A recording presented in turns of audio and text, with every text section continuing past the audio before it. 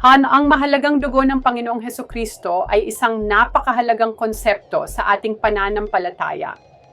Sa pamamagitan ng kanyang dugo, tayo ay tinanggap at pinatawad sa ating mga kasalanan.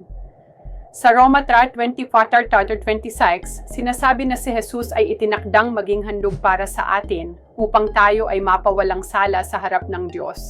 Sa huling hapunan sinabi niya, "Inumin ninyong lahat ito, sapagkat ito ang aking dugo ng bagong tipan na nabubuhos para sa marami sa ikapagpapatawad ng mga kasalanan."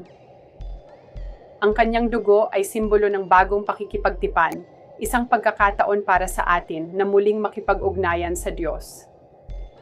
Sa bawat patak ng kanyang dugo, naririnig natin ang tawag ng pag-ibig at pagpapatawad.